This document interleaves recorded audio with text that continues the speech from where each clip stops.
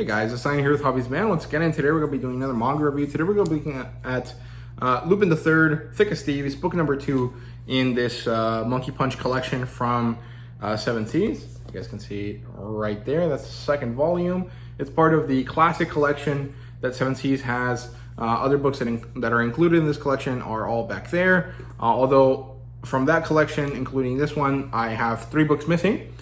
So there's Cutie Honey, which I have. It's just, in a pile over there.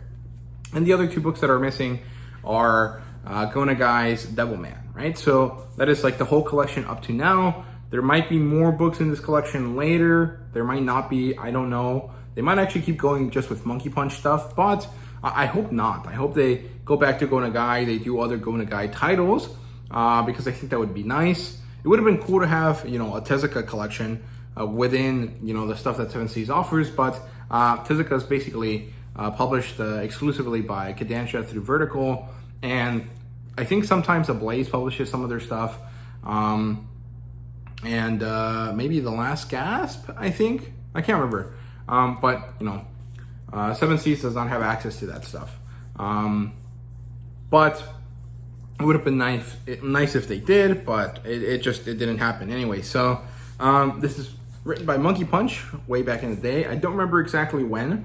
Like I said, it's published by Seven Seas. The demographic is shonen. It used to be published in a shonen magazine, although I can't remember which one. I think it was Weekly Shonen Jump, but I can't remember. If it's not the case, please let me know down below.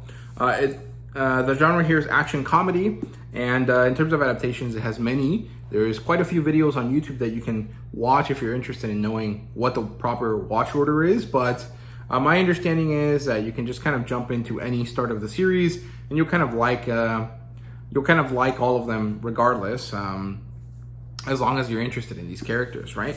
And the rating for this book is actually a 3 out of 5 for me. I don't think that this was as good as the first book. I don't necessarily hate it. I'm definitely gonna keep it in my collection, but it's not exactly like the greatest thing ever. Like this collection of chapters, I was gonna say issues, I guess they are issues, but this collection of chapters is not as good, in my opinion, as the previous selection.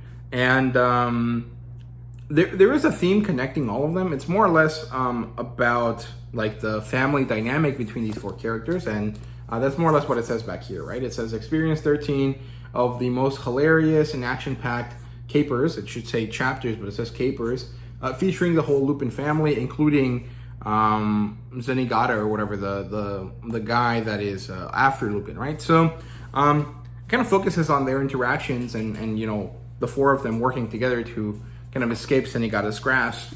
And there is a kind of inconsistent level of craftsmanship in the artwork and in writing as well. So I think that these are kind of taken out from random periods of time, right? But I'm not really sure. However, there is one thing that I think is better in this book than in the previous one, and that is the fact that quite a few of these stories are actually, sequential multi-chapter stories. And so you kind of get to flesh out some of the stories a little bit more than what I remember from the first book, although it's been quite a long time since I read that one, so I might be incorrect about that.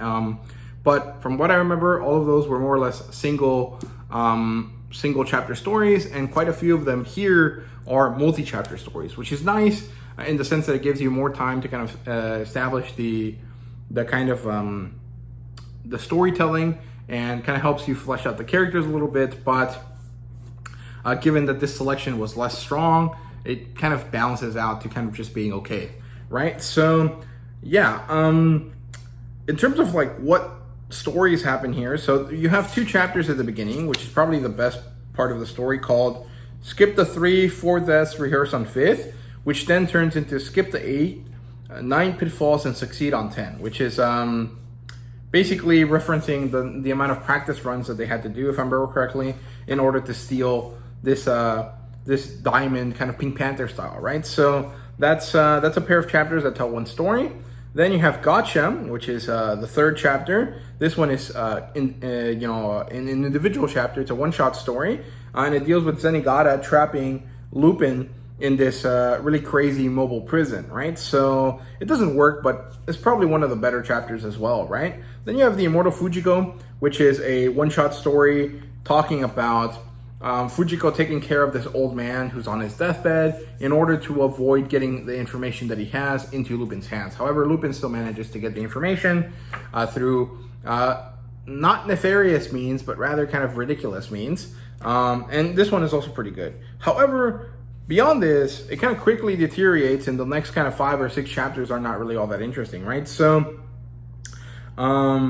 the next story is called Prisoner Transport, which is pretty similar to Gotcha. It's worse than Gotcha because there's only been 1 chapter difference between these 2 stories, and so the repetition doesn't feel exciting. It feels kind of boring, right?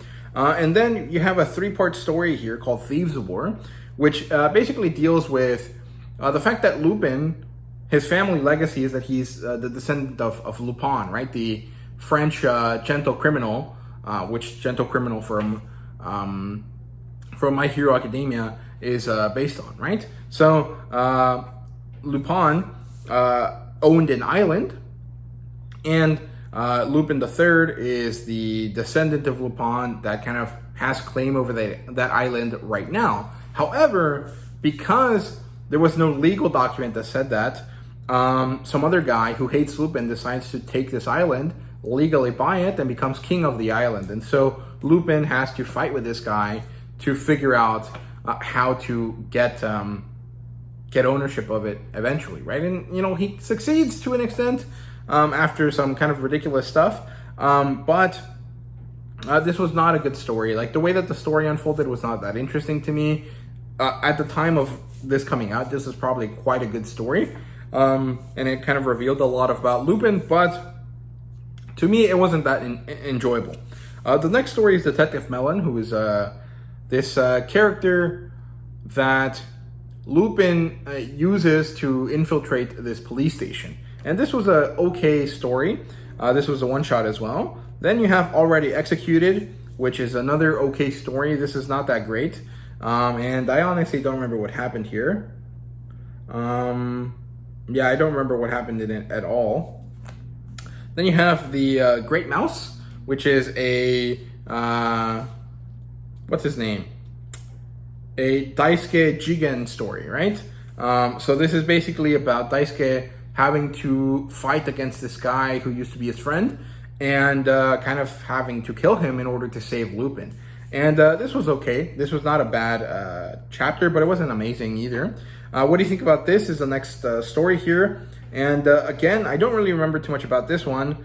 It was probably not that important if I don't remember anything about it at all. And then the last story here is The Great Gaimon, which is not a good story, however has an awesome image where Gaimon, who's this guy with the samurai sword, cuts through a rocket, like in half. He bifurcates a rocket. That was pretty awesome, right? So yeah, there's the contents page if you want to look at it. And yeah, so sometimes the artwork is pretty phenomenal. Like, it's enjoyable in this kind of old-timey way, right? And then sometimes the artwork is pretty bad. And let me see if I can show you some little shots here of what I mean. Let me see if I can find a good page to show, you know, what I mean. So like pages like this, a lot of detail, are pretty good. They're very nice looking, and you can kind of understand everything that's happening, and you can understand the characters quite well, right? But then there's sometimes where things like this feel like they were scanned incorrectly, or there was like a different pen used to trace these lines here. I mean, this doesn't look bad, but when you kind of read it like physically, you notice that this is different and kind of looks worse than the previous stuff that I showed you, right? And then let me see if I can find like an example of like really bad artwork. And then there's stuff like this, which I'm not sure is bad artwork. This looks like it was a color page, and it was like scanned incorrectly, and so it just looks bad. But I don't like it. It looks really bad, and this should not be happening in like a special collection, right? So I'm kind of disappointed in this book. I don't hate it, like I said earlier, but I don't think it's that great. If you like the first one and you're a big fan of Lupin, get the second one. If you only want to buy one of these books, get the first one. The first one is much better. And it also kind of provides you a little bit of insight into Monkey Punch. So I think that the first book is much better. So yeah, otherwise there really isn't too much else to say. I hope you guys enjoyed. This kind of felt like a weird video to make. So, you know, if that's the case, let me know down below and I'll try to figure out a better way for how to review books like this for later. Maybe next time another Monkey Punch volume makes it to the States, I'll find a better way to review it, right? So yeah, thank you guys so much for watching. I hope you guys enjoyed, and see you guys later.